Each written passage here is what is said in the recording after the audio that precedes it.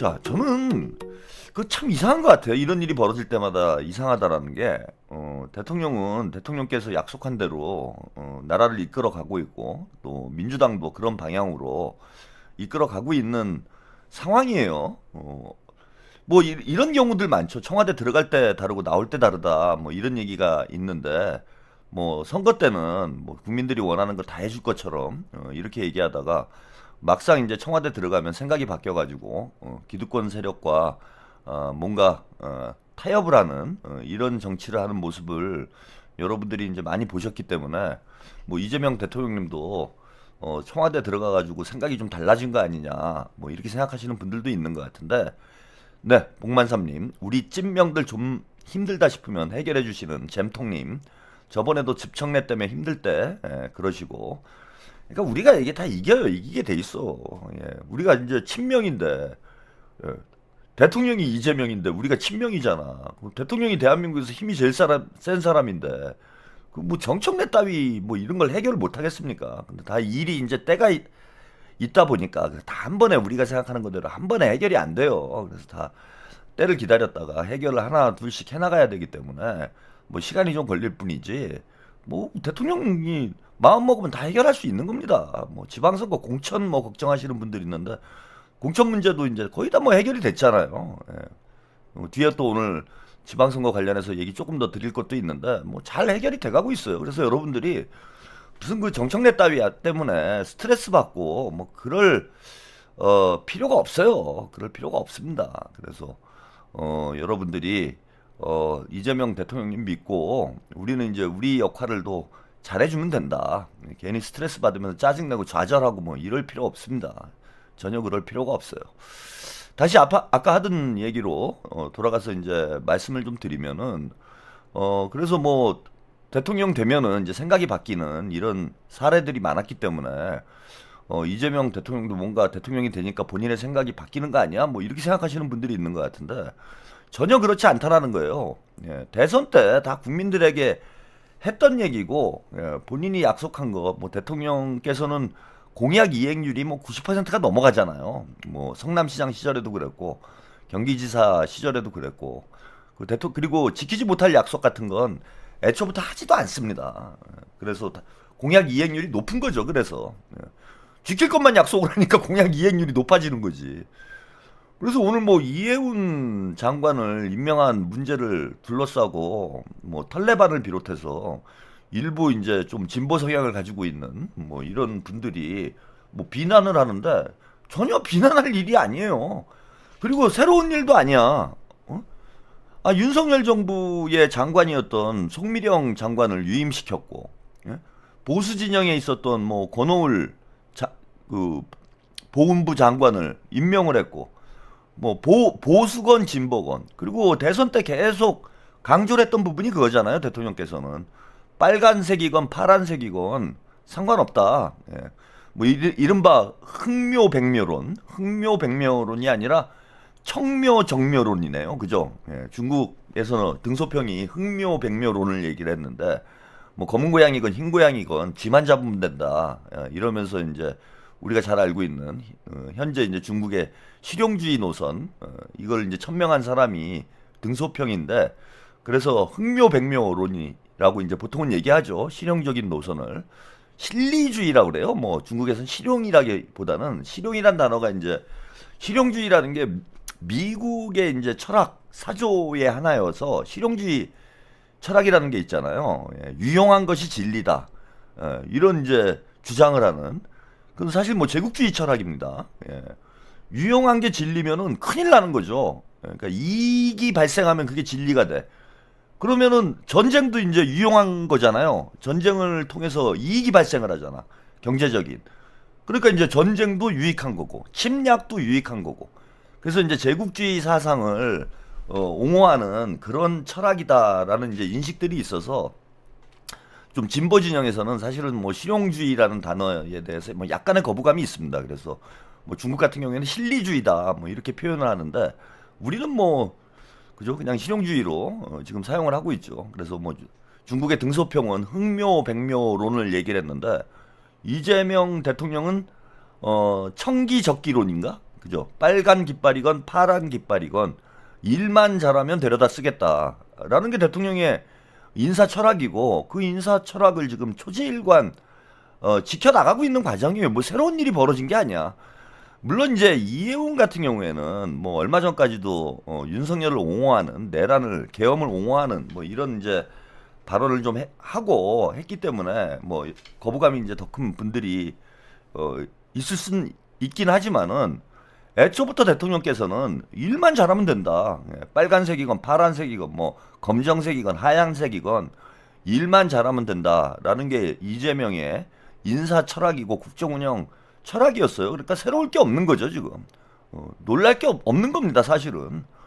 예, 뭐 파격 인사라고 얘기를 하지만은 애초부터 그렇게 하겠다라고 얘기한 걸 그대로 하고 있을 뿐인데, 그게 이제 무슨 파격이 됩니까? 제가 이제 말씀드렸다시피 이재명 정부에서 이재명 대통령이 이해운 전 의원에게 장관직을 제안한 게 파격이 아니고, 이재명 대통령은 기회가 있을 때마다 빨간색도 갖다 쓰겠다라고 얘기를 했으니 그건 새로울 게 없는 거예요. 근데 진짜 파격은 뭐냐? 이해운이 그걸 받았다는 거. 국민의힘 당원인데, 예, 그걸 받았다라는 게 파격인 거지. 이재명 대통령이 저는 뭐 제안한 게 파격은 아니다. 뭐 이렇게 말씀을 좀 드리고 싶고, 이번 인사에 대해서 이제 비난하는 사람들이 있어요.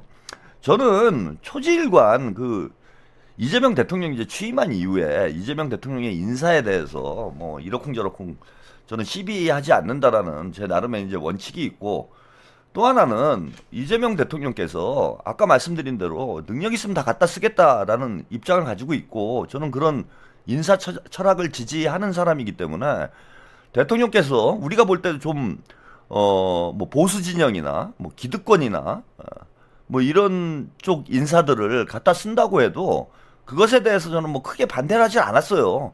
원래 그렇게 하겠다고 했고, 그런 이유에서 저는 또 이재명 대통령을 지지한 부분이 있기 때문에, 예, 그걸 비난할 이유가 없는 거지. 뭐 처음에 오광수 민정수석을 둘러싸고 뭐 여러 가지 말들이 나오고, 예, 또 몇몇 인사를 둘러싸고 뭐 진보 유튜브들이 뭐 시비를 걸고 그럴 때마다 저는 뭐 강하게 그 비판을 했잖아요. 그런 이유가 뭐냐 하면은, 또 이재명 대통령이 보수 쪽 인사들만 다 데려다가 내각을 채우고 있으면 그건 문제가 될 수도 있죠. 근데 지금 그렇지 않잖아요. 그죠? 예, 민주진영 쪽, 진보 쪽 인사들도 적극적으로 등용하고, 뭐 대표적인 인물이 민주노총 위원장을 했던 김영훈 위원장 같은 분이 현재 또 노동부 장관을 하고 있잖아. 그리고 노동운동 하던 사람이 노동부 장관을 하니까 지금 그 노동계하고 큰 말썽이 안 발생하잖아요.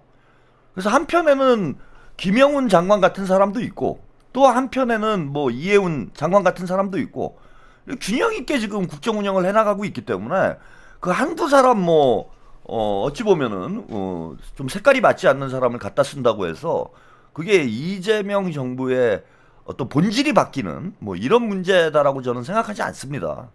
그리고 본인의 철학대로 국정 운영을 하고 있으니 그건 뭐 국민들을 기만하거나 속인 것도 아니고, 근데 자기 스스로 이재명 대통령을 지지한다고 얘기를 하면서 자기를 사실은 지지하는 거예요.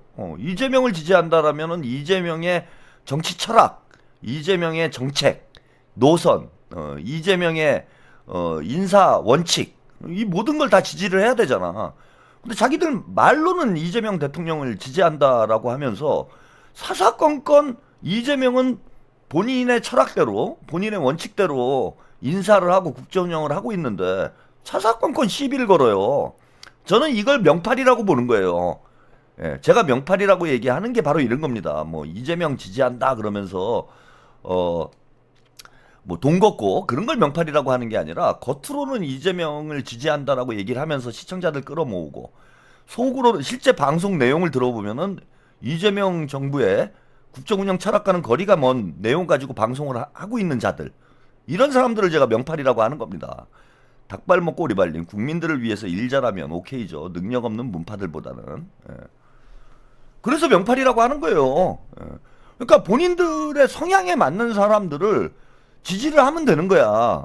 그러면 조국을 지지하든지 그러면 되잖아요. 정청래 지지하든지 말로는 이재명을 지지한다 그러고 실제로는 정청래 지지하고 실제로는 조국 지지하고. 예? 차라리 저 진보 정당 하시는 분들은 저는 선명해서 뭐 그분들은 제가 별로 비난을 안 하잖아요. 진보 정당 하시는 분들이야 자기 색깔대로 당연히 이재명 정부 민주정부에 대해서 불만이 많겠지. 그럼 불만을 얘기할 수 있는 거예요 그쪽은. 근데 겉으로는 막 이재명 대통령을 지지하는 척하면서 뭐 지들 마음에 조금이라도 마음에 안 들면은 사사건건 발목 잡고 욕하고, 예? 이중 플레이하고. 그러니까 명팔이 하지 말고 니들 색깔을 그대로 드러내놓고 정치를 하라고. 어? 양아치들처럼. 정청래가 그런 거잖아요. 대통령의 뜻과는 거리가 먼 당 운영을 하고 있으면서 이재명 대통령, 이재명 말끝마다 이재명 정부의 성공을 위해서, 국민 주권 정부의 성공을 위해서 뭐 그렇게 한대. 조국도 마찬가지예요. 조국도 지가 하고 싶은 걸 하고 있으면서 말끝마다 이재명 타령이에요. 유튜브들도 그래요. 이번에 저는 김병기 사태를 보면서 여러분들이 좀 느끼는 바가 확실히 있을 거라고 봅니다. 가르마가 확실히 타지죠. 응? 누가 친명이고 누가 명팔인지 가르마가 확실히 타지잖아. 저는 김병기 원내대표를 비난하는 걸 문제 삼는 게 아니에요 지금. 제가 그 유튜버들에 대해서 비난을 하는 이유는 뭐냐면은 김병기를 까니까 친명인데 김병기를 깐다. 예? 김병기가 친명인데 왜 김병기를 까느냐 이런 차원에서 제가 비난하는 게 아니야. 그건 뭐 그럴 수도 있어. 김병기 마음에 안 들면 깔 수도 있지. 뭐 그걸 뭐라고 합니까? 근데 제가 문제 삼는 건 뭐냐면은 내로남불식의 행태라는 거예요. 장경태가 사고 쳤을 때 입 다물고 있다가, 최민희가 사고 쳤을 때는 입 다물고 있다가, 김병기가 사고 치니까 득달같이 들고 일어나가지고 물고 뜯는 게 그게 친명이냐고. 그 명팔이나 하지 말든지 그냥 조나 빨든지 계속 족바답게 조나 빨고 있으면 될 거 아닙니까? 왜 명팔이를 하냐고. 그래서 여러분들도 이 기회에 참 이게 그 진짜가 누구인지 좀 가려서 봤으면 합니다. 자, 이해운 임명 소식, 요거 일단 뉴스 화면으로 좀 국민의힘 난리가 났어요. 영상을 한번 보시고 본격적으로 분석을 좀 해드리도록 하겠습니다. 이해훈 전 의원 인사 발표에 정치권은 술렁이었습니다. 대통령실 안에서조차 예상치 못한 파격적 인사란 반응이 나왔는데요. 국민의힘은 곧바로 이 전 의원의 제명을 의결했습니다.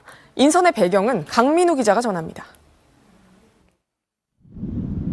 보수 야권 인사가 초대 장관 후보자로 지명된 기획예산처는 국가예산정책을 총괄하는 국무총리 소속 부처입니다. 대통령실 고위 관계자는 SBS에 자신은 전혀 몰랐다며 사회부처 장관이면 몰라도 예산처 장관을 맡기는 건 파격적이라고 말했습니다. 시장 효율성을 강조하는 보수 경제학자에게 정부 개입을 중시하는 진보 성향 정부의 곳간 열쇠를 맡기는 거란 분석도 나옵니다. 이해훈 기획예산처 장관 후보자는 이재명 대통령의 기본소득 등 보편적 복지 구상을 비판해왔고 과거 토론에선 재난지원금을 놓고 논쟁을 벌이기도 했습니다. 뭐 부자가 죄는 아니잖아요. 세금 많이 내는 게 부자가 죄는 아니죠. 죄라고 생각하지 않는 정당입니다. 네. 보수지요. 오히려 부자가 자꾸 지원하는데 왜 부자가 죄인이라고 얘기하시는 분들은 오히려 그쪽이시죠. 아니 전혀 아닙니다. 여기에 이 후보자는 지난 3월 윤석열 전 대통령의 탄핵을 반대하는 집회에 참석하기도 했습니다. 한 대통령실 핵심 관계자는 이 대통령인이 가능한 인사라고, 또 다른 관계자는 말로만 하는 게 아닌 실천하는 통합과 실용이라고 평했습니다. 실용과 통합이라는 어떤 그런 그 국정의 철학, 기조 우에서 이분들이 더 큰 힘을 낼 수 있다고 생각하고요. 국민의힘에선 시켜준다고 하느냐, 모렴치한 정치 행보에 경악을 금할 수 없다는 격한 반응들이 터져나왔습니다. 국민의힘 지도부는 인사 발표 직후 최고위원회를 열고 현 정권에 부역하는 행위를 자처해 지방선거를 앞두고 국민과 당원을 배신하는 사상 최악의 해당 행위라며 국민의힘 당적을 보유하고 있는 이 후보자를 전격 제명했습니다. 대통령실 청와대죠 이제. 1시간 반 정도 남았네요. 림님, 김병기 살리고 다 깨진 저쪽 땅에 울며 겨자 먹게 하시는 잼통님 한 방에 채통님처럼 산소통이세요. 네, 감사합니다. 그리고 파워 플러스님, 항상 한 발 앞서가는 칼날 같은 비평 감사합니다. 아유, 뭐 저도 감사드립니다.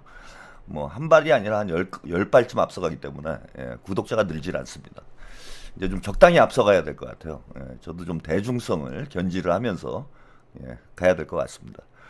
일단 이규현 홍보수석 뭐 얘기처럼 이번 인사의 배경은 실용과 통합이다. 실용과 통합. 그러니까 아까 제가 말씀드린 대로 뭐 능력이 있으면 빨간색이건 파란색이건 갖다 쓴다. 이게 이제 실용적 입장인 거고요. 통합은 이제 중도 확장, 중도 보수 확장이죠. 이 기회에 이재명 대통령께서는 뭐 이건 대선 전부터 말씀을 하신 거예요. 계속 강조를 했던 부분입니다. 중도 보수까지 민주당의 영토, 국민의힘이 이제 버리고 떠난 중도 보수까지 민주당의 영토를 확장을 해서 민주당을 명실상부한 이제 주류 정당으로 만들겠다. 민주정부 20년을 이제 만들어가는 데서 가장 중요한 문제죠. 대선에 한 번 승리를 할 수 있는데 이 한 번 승리한 이 상황에서 우리가 중도 보수 유권자들까지 확실히 우리 편으로 돌려 세워야 이제 뭐 다음 차기 대선, 그 다음 대선 계속 승리를 해나갈 수 있는 유권자 지형이 만들어질 수 있습니다. 그래서 이재명 대통령님은 대선 때부터 뭐 당대표 시절에도 마찬가지예요. 계속 민주당의 영토, 국민의힘이 버리고 떠난 중도 보수의 영토까지 민주당을 확장시켜가지고 민주당이 좀 더 오른쪽으로 팽창하고 또 진보 쪽엔 진보 정당들이 있으니까요. 그냥 먹으라 이거예요, 저는. 저는 그런 한국 정치의 이제 전체 스펙트럼을 놓고 보면은 민주당이 이제 약간 진보 성향에 좀 가 있어요. 그 문바들 정청래도 그런 얘기를 했었나? 아마 뭐 비슷한 얘기를 했던 적이 있는데 민주당의 정체성을 진보 중도 개혁 정당이다, 뭐 변혁적 개혁 정당이다, 뭐 그런 뭐 주장을 해요. 그거 아마 조국당이 하는 얘기죠. 그런데 민주당이 원래 위치는 중도에서 약간 오른쪽으로 와 있는 그런 위치로 오는 게 맞아요. 그 다음에 이제 국민의힘은 보수 정당이 아니라 극우 정당이에요. 극우 정당. 그래서 합리적 보수의 가치를 국민의힘이 포용할 수가 없는 상태예요. 그래서 중도 보수의 영역이 진짜 무주공산이 돼 있다. 그러면은 민주당이 오른쪽으로 가자는 겁니다. 저는 민주당 오른쪽으로 가자, 이 기회에. 그래서 국민의힘을 극우 소수 정당화 시켜야 된다. 완전히 밀어붙여가지고 오른쪽으로 국민의힘을 오른쪽 구퉁이로 완전히 처박아 버려가지고 민주당이 오른쪽으로 이동해서 이쪽 영역, 중도 보수 영역까지 이제 확장을 하게 되면은 이제 진보 민주 진영이 전체 유권자의 60% 이상을 점유하는 상태를 만들어야 된다는 거예요. 그래야 민주정부 뭐 20년, 30년 갈 수 있다라는 겁니다. 그렇게 보시면 돼요. 그러면은 자, 이쪽 유권자는 어떡할 거냐? 민주당의 왼쪽에 있었던 유권자들은 그거는 조국당이 먹든지 진보당이 먹든지 니들이 먹어라 이겁니다. 민주당을 욕하지 말고 진보 진영은 또 오른쪽으로 좀 확장을 해서 진보 개혁 성향의 유권자들을 니들이 가져가라. 니들이 가져가고 민주당하고 연대를 하면은 계속 민주 진보 세력이 장기 집권을 할 수 있는 그런 정치 지형이 만들어질 거 아니에요. 그 뭐 깔 게 없는 거야. 오히려 환영을 해야 돼요. 진보 쪽에서 제가 볼 때는 민주당이 자꾸 오른쪽으로 가는 걸 뭐 우경화한다 뭐 이러고 비판할 게 아니라 민주당이 국민의힘 영역까지 확 먹어버리고 니네들은 그러면은 좀 그 국민들의 공감은 유권자들이 공감할 수 있는 그런 어떤 정치, 또 합리적인 정책 이런 걸 내놔가지고 좀 더 오른쪽으로 와서 진보의 영역을 확장해라. 그만 이제 진보가 한 30%, 그죠? 진보가 30% 먹고 그 다음에 중도 정당인 민주당이 한 40% 먹고 그럼 둘이 합쳐서 한 70%가 되잖아. 70%가 된 이런 상황이면은 서로 연대해서 장기 집권으로 갈 수가 있는 거죠. 이게 비난할 일이 아닌 거라는 거예요. 저는 아주 바람직한 일이다. 그래서 이재명 대통령께서 뭐 민주당은 중도 진보 정당이다라는 이제 점을 뭐 계속 강조를 해오셨고 또 그 방향대로 가고 있는 겁니다. 그 방향대로 가서 민주 진보 세력이 뭐 10년, 20년, 20년, 30년이죠. 10년 너무 짧고 20년, 30년 집권할 수 있는 그런 상황을 만들고 국민의힘은 완전히 이제는 극우 세력들은 저 구석탱이로 밀어버려야 된다. 응? 그럼 나중에 이런 상황이 한 뭐 10년, 20년 갔어. 10년, 20년 가면은 중도 보수 정당인 민주당과 또 뭐 진보 세력의 정당이 성장을 해가지고 진보와 중도가 경쟁하는 구도. 이런 구도를 만들면은 우리 국민들 걱정할 일이 없잖아요. 응? 대단히 그게 바람직하고 합리적인 상황이잖아. 국민의힘 애들은 저쪽 구석탱이에서 계속 야당이나 하고, 그러니까 민주당이 제일 1당, 집권당, 제1당이 되고 여당이 되고, 그 다음에 진보 정당들이 뭐 지금 이제 그럴 만한 정당이 안 보이긴 하는데 앞으로 뭐 20년, 30년 갈 거니까 그때 되면은 진보 정당들이 제1야당, 그 다음에 국민의힘 보수당이 제2당 내지 뭐 제3당으로 제3당으로 완전히 눌러 앉아가지고 진보와 민주당이 경쟁하는 구도, 응? 집권을 놓고 진보 정당과 민주당이 경쟁하는 구도, 이런 구도로 가면은 대한민국 정치가 합리화되는 거예요. 이게 정상화되는 겁니다. 정상화. 근데 뭘 이런 걸 가지고 시비를 거냐? 그럼 저는 이게 불편한 사람들은 이재명을 지지합니다 이런 얘기 하지 말고, 이게 불편하잖아, 그지? 내가 볼 때 이해운을 장관으로 하고 뭐 송민영을 유임시키고 이재명 대통령이 뭔가 뭐 검찰 개혁을 시원하게 안 하는 것 같고 뭐 자꾸 뭐 답답한 것 같고, 뭐 내란 전담 재판부 뭐 위헌 소송이 나는 좀 듣기 싫고 뭐 위헌 시비가 듣기 싫고, 이런 사람들은 족바당을 지지를 하라는 거예요. 그죠? 족바당, 변혁적 개혁 정당이라고 본인들이 하여튼 주장을 하잖아. 그냥 자기 색깔을 드러내서 족바당을 지지를 해라. 뭐 아니면은 뭐 진보당을 지지를 하든지 기본소득당을 지지를 하든지 그렇게 해라. 말로는 이재명을 지지한다고 하면서 실제로는 자기 정치를 하는 거야, 이것도. 정청래도 마찬가지예요. 정청래 이제 이런 게 못마땅할 거예요. 왜? 내란 세력하고는 악수도 안 하겠다, 이렇게 얘기를 했는데 윤 어게인을 외치는 사람을 이재명 정부의 내각으로 등용을 하면 그 정청래는 뭐라 그러지? 그러니까 정청래도 괜히 민주당에서 지금 민주당에서 본인의 색깔하고 안 맞잖아. 지금 민주당은 중도 보수 노선으로 자꾸 가려고 하는데 정청래는 뭔가 막 싸우고 싶잖아, 그지? 괜히 싸우고 싶고 그냥 막 들이받고 싶고 그렇잖아요. 그러면은 민주당에서 당대표 하면서 계속 욕먹고 대통령하고 부딪히고 친명들과 친문이 갈라지고 이런 상황을 만들지 말고, 깔끔하게 자기 색깔을 선명하게 드러내고 조국당하고 손을 잡고 조국 청래당을 만들어라 이거예요. 그러면 서로 마음이 편하잖아. 이러면은 아니면 뭐 문바당을 만들든지 뭐 쓰레바당을 만들든지 모여가지고 하라 이거야. 저는 왜 뻐꾸기 새끼들처럼 남의 둥지에다가 알을 까고 명파리를 하고 있냐고. 서로 피곤하잖아. 이러니까 서로 피곤한 일이잖아요. 그래서 뭡니까 저기 그 조국당, 청래당, 그 다음에 뭐 그 세미래, 낙지당 이렇게 다 모여가지고 문바당을 만들으라고. 문바당을 누가 뭐라고 안 한다니까. 거기 가서 만들어라 이거예요. 저는 여기서 시비하지 말고. 유튜버들도 마찬가지예요. 명팔이 하느냐고 얼마나 힘들어, 그죠? 사람이 이중생활하는 거잖아요. 복만삼님, 조경태를 해수부 장관으로 임명해서 국민의힘 애들 개거품 물게 만들면 좋겠네요. 템퍼링해서 뺏어오자. 복만삼님 이거 아이디어 좋다. 이거 좋네. 지금 대통령께서 부산 쪽에서 지금 사람을 찾고 있다고 그러는데 조경태 괜찮네. 아이 뭐 어차피 베린몸 이해운도 왔는데 조경태 하자. 조경태 정도면은 이해운이야 몰라도 조경태 정도는 뭐 합리적 보수라고 얘기할 수 있잖아.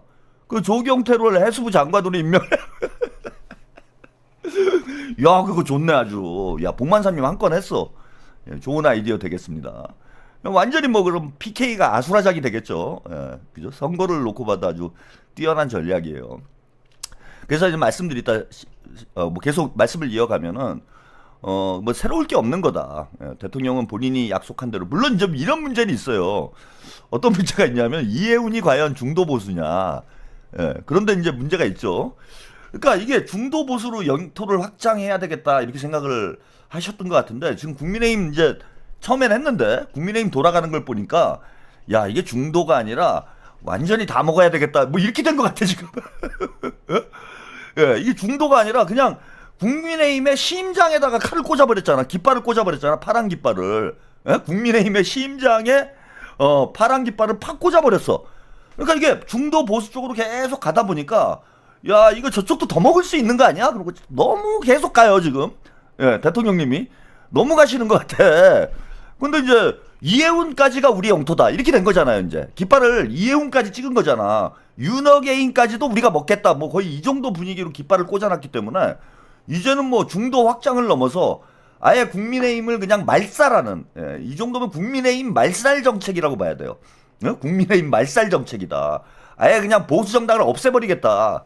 뭐 이런 의도가 아니고서야 이해운을 그냥 꽂아버리니까 야 이거 뭐 국민의힘이 이제 설 자리가 없는 거죠. 어디 가서 쓰지? 이게 앞으로 전 재밌을 것 같은 게 이해운의 지역구가 뭐 지난 총선 때는 이제 동대문인가요? 뭐 그쪽에 이제 출마를 하긴 했지만 삼선을 해가지고 이해운 지역구가 서초잖아요. 서초. 예? 서초잖아. 이해운 지역구가. 그 다음에 서초에 이해운을 출마시키면 총선 때 그죠? 뭐 장관 한 1, 2년 하다가 이해운을 민주당에서 공천해가지고 서초에다가 출마를 시켜봐. 그거 한번 해볼만 하지 않을까? 에? 삼성까지 했는데 서초에서 그 제가 그 김상욱 의원이 울산시장 나가는 거 이거 플러스 알파니까 이거 괜찮지 않느냐 뭐 이런 말씀 드렸는데 아니 그 서초에서 그래도 삼선을 했는데 거기 뭐 조직표가 있을 거 아니에요 자기 조직이 그러면 원래 이제 민주당 표에다가 이해운의 이제 조직표를 더하면은 서초에서도 이제 해볼만 하게 되는 거 아니에요 이렇게 되면 그러니까 이게 아예 어찌 보면은 국민의힘 보수 진영의 심장을 돌파하고 들어가는 거예요. 서초는 뭐 한마디로 보수 진영의 어쩐 뭐 마지막 뭐 근거지라고나 할까요? 최후의 보루 아니야 최후의 보루. 강남 3구는 최후의 보루 아닙니까? 근데 거기다가 그냥 깃발을 꽂아버린 거예요 지금 서초에. 이재명 대통령님이 뭐 그대로 될진 모르겠지만은 어쨌건 간에 서초에다 깃발 딱 꽂은 거 아니야 팍. 죽어라 이 보수 새끼들아 팍. 그래서 일단은 뭐 저는 이제 정치적 맥락에서 보면은 아주 의미 있는 한 수고 보수 진영이 이미 이제 자중질환에 빠져 있는 상황이기 때문에 민주당의 영토를 극적으로 확장시킬 수 있는 의미 있는 한 수가 될 것이다. 뭐 이렇게 분석을 합니다. 복만삼님, 잼통님 북한 절대 흡수 통일 안 하신다더니 국짐을 흡수하시려고 하시네요. 흡수 통일 하려고 그러는 것 같아요. 이게 남북 흡수 통일이 아니라 동서 흡수 통일. 예, 복만삼님 얘기대로 국민의힘과 흡수 통일을 하려고 하는 게 아닌가. 예, 동서 흡수. 예, 그죠? 서에서 동을 흡수해 버리는 거지. 그래서 향후 이제 정치적으로 이게 지금 이 작은 한 수가 저는 이제 큰 파장을 일으킬 수 있다. 의미 있는 한 수가 될 뭐 가능성이 높다고 보고요. 이번에 뭐 이해운 의원이 아무래도 주목을 받았지만은 지금 한나라당 출신의 김성식 뭐 국민의당에서 이제 지역구 당선이 되긴 됐는데 어쨌건 이제 한나라당 출신 인사가 또 합류를 했죠. 그래서 장관급의 김성식 전 의원이 장관급인 국민경제자문회의 부의장으로 이렇게 또 합류를 했습니다. 그래서 계속해서 이재명 대통령의 확장 전략 지금도 유효하고 지금도 시도가 되고 있는 상황이다. 상당히 의미가 있는 일이라고 보고요. 요거는 이제 통합 차원에서 제가 분석을 좀 해드렸는데 실용 차원에서도 좀 분석을 해볼 필요가 있어요. 그래서 이해운 장관이 어쨌건 뭐 서울대 경제학과를 나와서 보수 진영에서도 이제 경제 전문가로 알려져 있습니다. 그래서 이러한 이제 경제 분야의 어떤 전문성 이런 부분을 높게 평가를 해서 이재명 대통령이 이제 등용을 한 것 아닌가. 보수 진영의 이제 경제 전문가로서 본인이 해야 될 또 몫이 있는 거죠. 그리고 어쨌건 뭐 김민석 총리 밑에서 지휘하에 일을 해야 되기 때문에 뭐 진보 진영, 민주 진영의 곡간을 보수 인사에게 맡긴 거 아니냐. 뭐 이런 분석도 나온다고 하는데 제가 볼 때는 뭐 그런 문제는 아니라고 봐요. 일단 지금 이재명 정부는 확장 정책을 쓰고 있죠. 예산 경기가 대단히 안 좋은 상황이기 때문에 예산 문제에 있어서만큼은 확장 정책을 쓰고 있어요. 근데 이제 진보 진영은 이제 뭐 대체적으로 보면 우리가 통념적으로 보면은 진보는 확장, 그 다음에 보수는 긴축, 뭐 이게 이제 일반적인 진보와 보수의 경제 정책인데 이재명 대통령님께서는 이념을 떠나서 어쨌건 간에 그 나라 살림살이에 도움이 되는 방향으로 경제 정책을 운영을 하겠다라는 게 이제 기본 입장이었기 때문에 그 이해운이 들어왔다고 해서 이해운이 예산처 장관이 됐다고 그래서 이재명 정부의 경제 정책 전반이 보수화되는 건 아니에요. 근데 일종의 뭐라고 표현을 해야 될까요? 이해운이 이제 제동장치의 역할, 뭐 매기의 역할 이런 역할은 저는 할 수 있을 거라고 봅니다. 그러니까 너무 지나치게 이제 팽창, 아까 말씀드린 팽창이나 확장 정책으로만 일변도로 가게 되면은 나중에 이제 이게 국가 경제, 국가 이제 그 예산에 큰 부담이 될 수 있어요. 그래서 지나친 확장 일변도로만 경제 정책을 추진을 하게 되면은 이게 나중에 가서 이제 또 감당이 안 되는 이런 상황이 벌어질 수 있기 때문에 맥이라기보다는 카나리아의 역할, 이런 역할이라고 보시면 될 것 같아요. 카나리아의 역할. 그 예전에 뭐 광부들이 탄광에 들어갈 때 이제 카나리아 새를 데리고 들어갔다고 하잖아요. 그래서 뭐 가스가 유출되거나 이랬을 때 카나리아가 경고음을 지금으로 얘기하면 이제 경보기인 거죠, 경보기.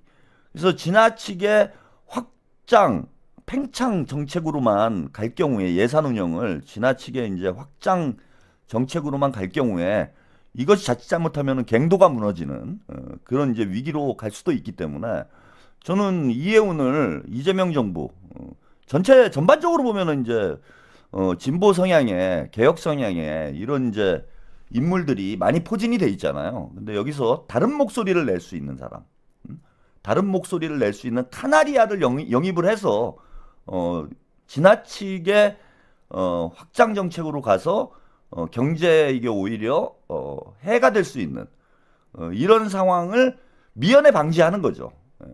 경고음을 날릴 수 있는 사람, 그런 사람을 저는 등용을 한 측면이 있지 않냐. 그래서 경제 전문가로서 이해운의 능력을 높게 평가하신 부분, 이런 게 있고, 또 하나는 지나치게 진보 성향 혹은 뭐 개혁 성향으로만 일변도로만 예산 정책, 예산 운영이 진행될 경우에 이게 국가 경제에 나중에 큰 부담이 될 수 있는 상황에서 경보음을 날릴 수 있는 카나리아를 한 마리 영입을 한 거다. 뭐 그런 정도로 여러분들 보시면 될 것 같아요.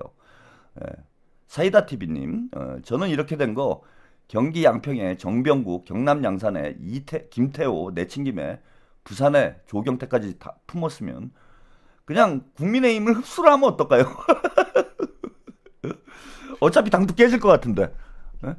그냥 TK 쪽까지 해가지고 뭐 홍준표도 뭐 데리고 오고 싹 데리고 오면 어떨까? 그래서 신삼당 합당 이거 어떻습니까? 신삼당 합당. 예전에 지금 이제 대한민국 정치 구도가 사실 이제 지역 구도죠. 대한민국 정치 구도 지역 구도가 민자당 이제 3당 합당의 결과물로 생긴 거잖아요. 결과물로 생긴 건데 역으로 합당을 하는 거지. 이제 역으로 합당을 해서 과거에 이제 민주 진영이라고 얘기했던 뭐 주로 이제 PK 지역이지만은 PK 지역 인사들을 적극적으로 영입을 해가지고 역 3당 합당을 해보는 건 어떤가. 뭐 그런 생각도 좀 듭니다. 아마 뭐 대통령께서 여러 가지 구상이 있겠죠. 자, 그리고 이거 뭐 시간이 꽤 지났네요. 이해운 장관 임명 건에 대해서는 이렇게 말씀을 좀 드리고요. 이게 이제 첫 번째 효과, 보수 진영의 이제 일타쌍피라고 말씀을 드렸는데, 이제 보수 진영을 완전히 흔들어 놓는, 안 그래도 지금 내분이 나가지고 언제 당이 깨질지 모르는 이런 형국에 이재명 대통령의 한 수로 보수 진영을 완전히 흔들어 놓고 국민의힘을 괴멸로 몰아넣는, 더욱 궁지로 몰아넣는 그런 이제 정치적 의미가 있지 않는가, 이렇게 좀 분석을 하나 해드리고 싶고요. 또 하나 중요한 게 있습니다. 조정식 의원을 정무특보로 발탁을 했어요. 조정식 의원을 정무특보로 발탁을 했습니다. 이미 조정식 의원은 국회의장 출마를 뭐 선언을 한 상황이에요. 사실상 사실상 뭐 차기 국회의장으로 출마를 하겠다. 라고 이제 선언을 해놓은 상황이에요. 조정식 의원이. 근데 조정식 의원이 다 좋은데 사실 좀 그 인지도 면에서 좀 이게 뭐 민주당 이재명 5선인가요? 6선인가요? 저기 조정식 의원이 다선 의원에다가 이재명 대통령 시절에 사무총장을 또 오랫동안 했음에도 불구하고 성품 자체가 이제 좀 이렇게 나대지 않는 정성호 장관하고 좀 비슷하죠. 친명 정치인들의 좀 특징이 그래요. 나대는 사람이 없어. 그러니까 안 나대는 건 좋은데 안 나대면 어떤 문제가 생기냐 하면은 인지도가 떨어지는 또 문제가 생겨요.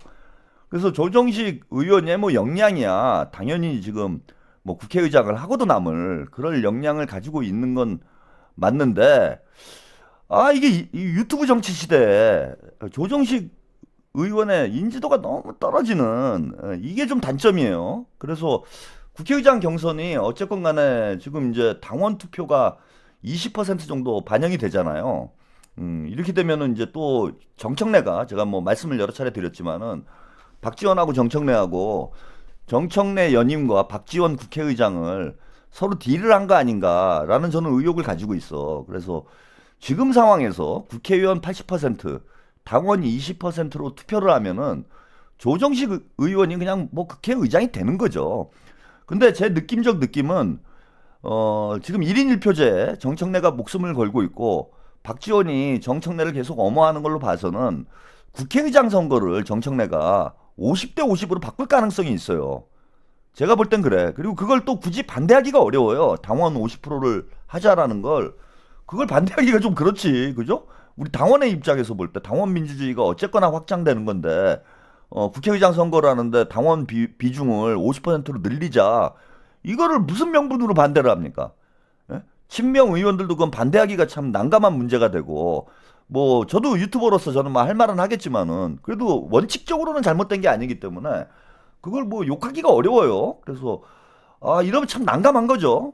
그렇게 되면은 이제 박지원이 상당히 유리해질 수가 있어요.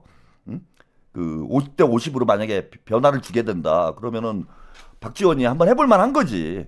조정식 의원하고 한번 경쟁을 해볼 만한. 그래서 저기 뭡니까 국회의원 의원 투표에서는 조정식 의원이 많이 앞서더라도 이게 당원 투표에서 박지원이 어느 정도 따라잡을 수 있다. 뭐 이런 이제 생각을 가질 수 있다라는 거예요. 그래서 이게 좀 걱정이었는데 이게 또 한 방에 해결된 거야 이게 지금 그죠? 한 방에 해결됐잖아 지금. 그러니까 정원호 그 구청장 SNS 사건하고 똑같은 일인 거예요. 그리고 이런 방법이 있다라는 거는 저는 생각도 못했어. 아니 이게 정무특보 대통령 특별 정무보좌관이죠. 특별 정무특보라는 이런 제도는 이게 대선 때는 이런 경우가 있죠. 비상근 이제 정무특보를 대선 캠프 할 때는 이제 뭐 많이 임명을 합니다. 근데 대통령이 정무특보를 임명하는 경우는 이거 매우 특이한 일이에요. 매우 특이한 일입니다. 그래서 지금 제가 볼 때 이제 두 가지 측면이 있는 것 같아요. 지금 우상호 정무수석이 뭐 열심히 하고는 있지만은 이게 정청래가 너무 말을 안 듣고 게다가 이제 김병기 원내대표도 지금 어떻게 될지 모르는 이런 좀 위기 상황도 있고 당과의 소통이 지금 원활하지 못한 문제가 있습니다. 당과의 소통이 원활하지 못한 이런 조건에서 당과의 소통을 강화하기 위한 그런 측면에서 조정식 의원과의 어떤 채널을 공식적으로 여는 거죠. 그래서 수시로 협의를 하면서 민주당 내 발생하고 있는 여러 가지 문제들을 의견을 좀 주고받을 수 있는 그런 좀 차원에서 조정식 의원을 정무특보로 임명한 측면이 하나 있다고 보고요. 또 하나는 저기 국회의장 이게 점 찍어준 거잖아요. 이게 완전히 이거는 저기 대통령이 그냥 저기 정성호 장관 국회의장으로 임명을 한 거예요.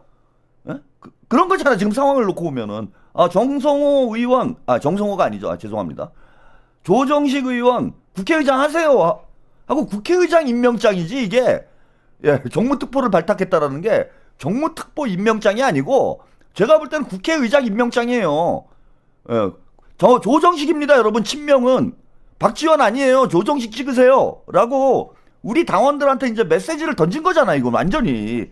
예, 그냥 그 누굽니까? 예. 정원호 구청장하고는 케이스가 다르지. 정원호 구청장은 이제 여러 가지 좀 돌려서 생각을 해봐야 될 문제지만은 이거는 그냥 낙점을 한 거잖아요. 낙점을. 국회의장은 조정식이니까 딴 생각하지 마세요. 아니 뭐 거의 이런 메시지라고 이제 봐야 되는 거예요. 그래서 이제 확정이다 이건. 예, 다음 차기 국회의장은 조정식이다. 예? 여기 박지원 의원 어떡합니까? 야, 그 국회의장 한번 돼보려고 온갖 꼼수를 쓰고 생쇼를 하고 난리를 쳤는데 대통령께서 그냥 낙하산으로 내려버리네 국회의장을. 예? 이런 경우는 처음 봤습니다. 이 정도면 낙하산이지. 국회의장 조정식 빡. 예? 조정식 알박기 빡. 박지원 해남으로 가 빡. 야, 그래서 이제 이게 두 번째 수가 된 거예요. 아까 처음에 말씀드린 대로 국민의힘에 이제 폭탄 하나 던졌다. 이해운을 임명을 해가지고 국민의힘에 폭탄을 던져가지고 국민의힘이 완전히 아수라장이 되게 만들어놨잖아요. 그 다음에 또 하나 폭탄은 뭐냐면 조정식이라는 폭탄을 청래당에다 던진 거예요. 청래당에. 그래서 이제 박지원이 의욕 상실이 되지. 지금까지는 어쨌건 신락 같은 희망이라도 희망을 가지고 정청래하고 딱 붙어가지고 정청래한테 막 힘을 실어줬잖아 박지원이. 근데 이제 어르신이 힘이 빠지지. 힘이 빠지잖아요. 이제 국회의장의 꿈이 사라졌잖아. 물거품처럼. 그럼 뭐 굳이 내가 뭐 정청래랑 뭐 붙어가지고 뭘 할 거 있나? 예? 그러니까 이제 별로 관심이 없어진다 이거예요. 예? 박지원 의원 입장에서는 내가 뭘 굳이 요구 넘어가면서까지 뭐 정청래를 실드를 치고 어차피 국회의장도 나가리 된 판에 내가 뭘 정청래한테 뭐 배팅을 해갖고 욕이나 먹을 필요가 없지. 그러면서 박지원과 정청래의 이 밀착 관계가 조금은 이제 약화되지 않겠냐. 그러니까 당에 지금 둘이 붙어가지고 계속 난장판을 만들고 있는데 박지원의 꿈을 딱 깨버리게 만든 거예요. 예? 박지원의 꿈을 빡 깨게 해가지고 야 국회의장 물 건너갔구나. 예, 국회의장 물 건너갔구나. 야 이제 해남에 가서 손주나 보자. 이런 판이 됐다. 그러면서 이제 정청래의 정치적인 어떤 그 기반이 더욱 약해지는 방향으로 그렇게 이제 한 수를 날린 게 있지 않냐. 이게 이제 두 번째고, 이제 세 번째는 뭐 이어서 말씀을 좀 드리겠지만은 김병기 원내대표를 김병기 구출 작전이 됐어요. 이거는 뭐 의도를 한 건지 안 한 건지 모르겠습니다. 김병기 구출 작전이 됐다. 제가 아까 말씀드렸잖아요. 김병기 원내대표가 무조건 버티면 된다. 그리고 그렇잖아. 우리나라 정치라는 게 뭐 이렇게 이슈가 하나 터지면은 그게 뭐 몇 달씩 가고 그런 경우가 없어요. 길어야 한 달이야. 길어야 한 달. 길어야 한 달이면 이슈가 그냥 사라져요. 또 다른 이슈가 나오게 돼 있고. 우리나라 언론들은 그냥 냄비와 같아서 조금 끓다가 딴 게 생기면은 또 저쪽으로 막 뛰어갑니다. 이 개새끼들이. 냄비가 아니라 우리나라 언론들은 똥개와 같아서 먹잇감 하나만 던져주면은 그걸로 막 뛰어가요. 와. 개가 있잖아. 그러잖아. 저도 개를 3마리 키우는데 개들이 뭐 저기서 뭐가 나타나요. 뭐 강아지가 와. 다른 강아지가 이렇게 옵니다. 그럼 막 짖어요. 미친 듯이. 막 짖다가 저쪽에서 고양이가 와. 그럼 또 고양이한테 가고 이게 이제 그 똥개들의 특징이에요. 계속 짖어야 될 때 대상을 잘 몰라. 그러니까 우리나라 언론들이 그렇다는 거예요. 뭐 하나 던져주면 돼요. 그러니까 뭐 연예인들 가지고 장난질 치잖아요. 야 마약 던져주고 연예인 뽕 맞았어 던져주고 누구 뭐 연예인 불륜이야 그러고 던져주고. 그럼 여기서 가가지고 막 짖는 거야. 그래서 김병기 원내대표 가지고 지금 뭐 죽일 듯이 날뛰지만은 또 다른 이슈가 생기면은 또 글로 몰려가게 돼 있어요. 오래 못 가. 그리고 지금 연말이잖아. 연말에 뭐 맨날 김병기만 때려잡고 있겠습니까? 또 연초되면은 또 뭐 여러 가지 뉴스들이 나오게 돼 있고. 그래서 그냥 이번 주만 그냥 잘 타고 넘어가면 되는 거예요. 이번 주만 며칠 안 남았어 지금 연말까지. 수요일이 마지막 날이잖아. 그럼 또 제야의 종도 쳐야죠. 또 국민들도 지금 연말 연시에 뭐 김병기 물어뜯을 일이 있습니까?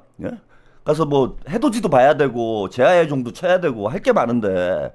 그래서 이번 주 저기 수요일까지만 그냥 수요일도 아니야. 그냥 내일 하루 그냥 대충 넘어가고 나면은 좀 시끄럽다가 또 딴 거 하게 돼 있어요. 근데 이번에 이제 여기다 대통령께서 내일 이제 김병기 원내대표가 입장 발표를 한다고 그랬잖아. 입장 발표를 하면 이제 또 그거 가지고 막 물어뜯고 난리가 났겠지. 근데 여기다가 이해운을 던져준 거야. 야, 이거나 뜯어 이 새끼들 하라고. 뼈다구를 던진 거야, 뼈다구를. 걔들이 하도 짖으니까 거기다가 이해운이를 그냥 뼈다구를 하나 탁 던져주니까 또 야, 이거 뼈다구도 아니고 완전 고기 덩어리잖아. 예? 고기 덩어리를 하나 더 던져주니까 야, 김병기 몰라 나는. 김병기가 문제야? 나는 가서 이해운이나 물어뜯어야지. 그리고 국민의힘 애들도 지능이 매우 낮아요. 여기다 또 이해운이 던져주니까 지금 지들끼리 난장판이 돼가지고 지금 김병기 물어뜯을 때가 아니야. 예. 그래갖고 이제 연말 연시는 이해운과 함께 뭐 이렇게 보내는 상황이 된 거예요. 예. 물론 뭐 대통령께서 저는 뭐 이런 것까지 의도를 해가지고 내일 또 이제 또 청와대 시대가 이제 1시간 남았네요. 오늘 청와대 깃발이 올라가게 되는데 봉황기가 오늘 올라갑니다. 봉황기. 봉황기가 이제 올라가게 되는데 뭐 다음 주에 뭐 청와대 뭐 입성했다 뭐 이런 소식에 이해운이 뭐 이런 김병기 원내대표가 좀 기분이 나쁠 것 같아. 제가 볼 때 오히려 그동안 좀 관심을 많이 받고 있었는데 갑자기 관심이 식어버리는 내일 또 지금 뭐 잠 못 이루고 있을 거 아니에요. 김병기 원내대표는 내일 입장 발표를 하면 내가 또 내일은 내가 스타야. 내일은 모두가 나를 주목할 거야. 응? 이렇게 기대에 부풀어 있었는데 이게 아무도 관심을 안 가질 것 같아 지금 분위기가. 진짜 김병기 원내대표 좀 섭섭하겠네요. 내일은 이제 김병기 데이였다고 원래는. 그리고 김병기한테 모든 스포트라이트가 딱 집중이 되고 본인의 이제 정치 인생에 본인 인생을 통틀어 가지고 내일 가장 주목받는 날이란 말이에요. 인생에 가장 주목받는 날이 내일이었는데 여기다가 대통령께서 이해운을 던져버리니까 주목도 못 받고 좀 섭섭하겠네요. 김병기 원내대표. 그래서 제가 1타 3피다 지금. 1타 3피. 첫 번째는 이제 보수 진영이 자중질환에 빠지는 상황이 됐다. 두 번째는 이제 국회의장 선거 마무리를 지었어요. 그러면서 정청래의 힘을 더 약화시킨 거죠. 그다음에 이제 세 번째로는 김병기 이슈가 조금 좀 약화되는 그런 좀 측면도 있지 않느냐. 그래서 이런 모든 걸 뭐 대통령께서 다 의도하고 기획해서 뭐 이런 일을 하는 건 아니에요. 그러면 천재지. 어떻게 이 사람이 다 이런 걸 예상을 해가지고 한 수 두겠어. 그건 뭐 천재가 아니라 뭐 거의 정치의 신이지 그쯤 되면은. 그래서 그런 걸 뭐 다 계획하셔가지고 한 거는 아니겠지만 할 수도 있어요. 그런데 그런 걸 다 기획한 건 아니겠지만 결과적으로 그런 결과가 나와버렸다 지금.